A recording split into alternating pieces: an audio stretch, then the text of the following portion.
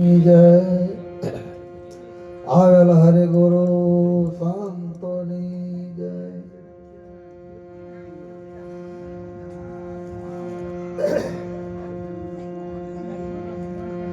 આજે હસરાજભાઈને નિર્વાણ તિથિ નિમિત્તે ભજન અને ભોજન પણ રાખવામાં આવ્યું. અને આપણને રાઘવરામ મહારાજે સત્સંગની ખૂબ સરસ મજાની વાત કરી. અને હજી ઘણા સંતો બાકી છે. અને સંતો કહે છે એ વાત હાચી છે કે જ્યાં સુધી ગુરુના શરણે ન થાય ત્યાં સુધી આ પોતાને શાંતિ મળતી નથી. એટલે કીધું છે કે આ તો અનુભવ્યાનો ઉપદેશ છે, સમજો તો સમજાય એવું છે. આવરણ નહીં આવે લેશ આત્મા ઓળખાય છે. આવું સદગુરુ નિરાંત મહારાજ કહે છે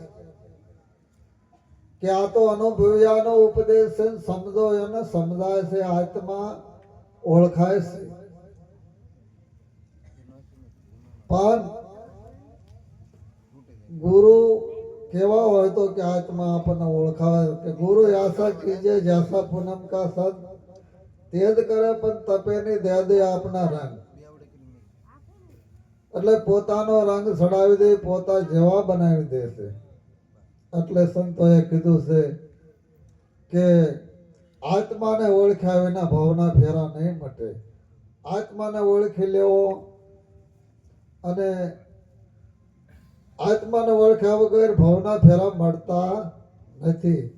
નરસિંહ મહેતા કહે છે કે જ્યાં સુધી આત્મા તત્વ સીનો નથી ત્યાં સુધી આ સાધના સર્વે જૂઠી છે. એમ સંતોએ બધાએ ભલામણ કરી છે કે પહેલા પોતાને ઓળખી જાવ કે હું કોણ છું. જ્યાં સુધી પોતે પોતાને ઓળખતા નથી ત્યાં સુધી આ કાંઈ ખબર પડતી નથી.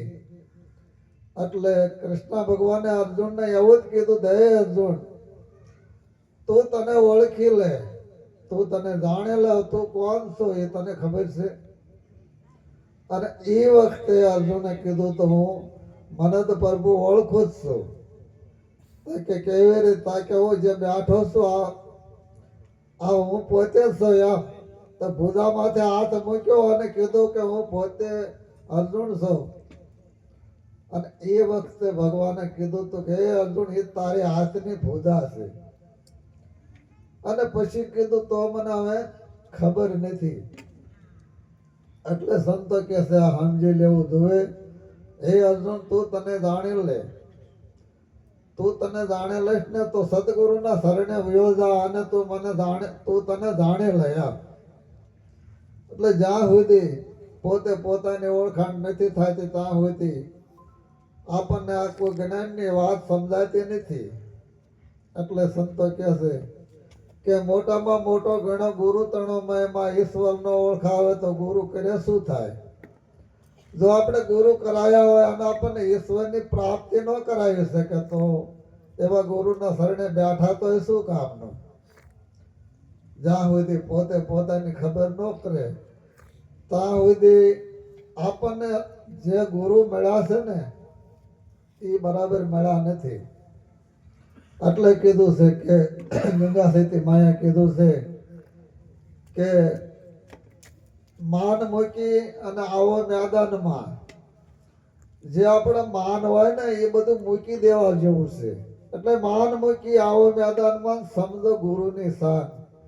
ગુરુ મહારાજ શાન કરે છે કે કેવી શાન કરે છે કે તું તને જ જાણે લે. બસ તું તને જાણે લે તો તું ભગવાનને પણ જાણે એકીશ, ઈશ્વરને જાણે એકીશ.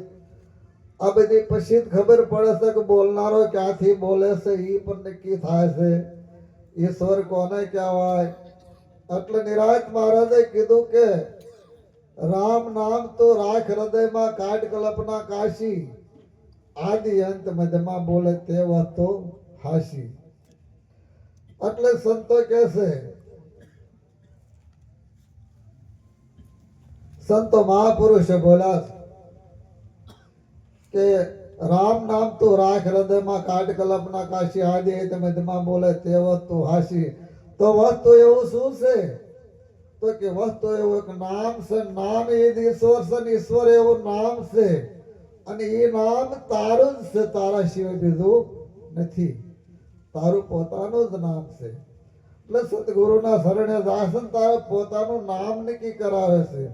એટલે કીધું છે કે નામ વિના નહીં તરવી ભવસાગરની માય, નિરાત વંદન કરું છું નામને જ્યાં જ્યાં દેખું ત્યાં. એટલે નિરાત મહારાજે કીધું કે હું તો નામ શિવે કોઈને વંદન કરતો નથી. એટલે નામ કે ક્યાં રહેતું હોય છે? કે નામ નેણોમાં રમ રહા, જાણે સંત વિરલા, જેને પૂરા ગુરુ ભેટા એને તાકે તો માલમ થાય. એટલે સંતોએ પોતપોતાનો અનુભવ ઘણો રજૂ કર્યો છે, પણ ભવાની દાસ મહાત્મા એવો બોલ્યા કે 52 અક્ષર જે કોઈ બુઝે ધરે એનું ધ્યાન, જોધા પ્રતાપે ભણે ભવાની દાસ એક અક્ષરમાં એનું નામ.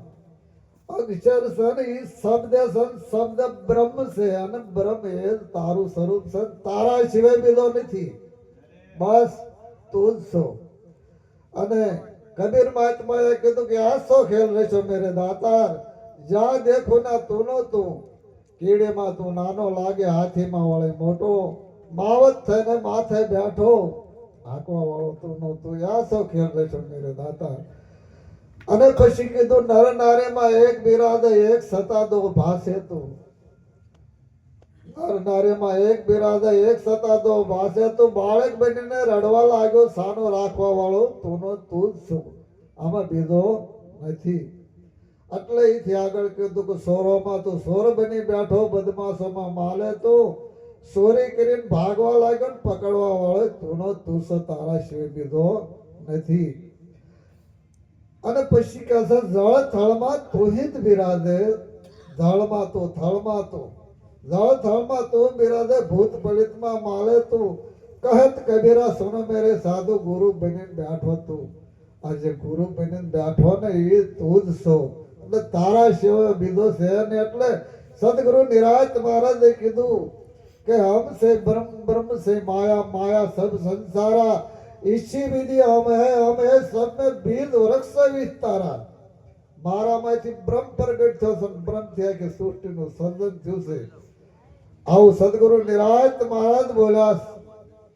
અને એમને પછી એવું કીધું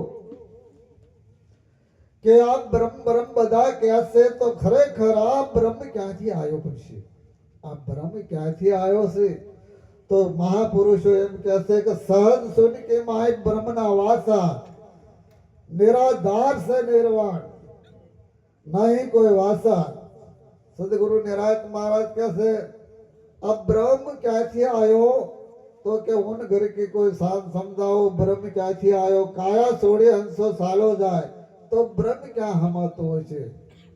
એટલે સંતોએ કીધું, સદગુરુ નિરાંત મહારાજ બોલ્યા કે મરીને જીવે ને એનો દેશ એવો જાણજો, નામ સમાન નથી નાણું, આદિ અંત સુગરાનું શું સુખ વખાણું.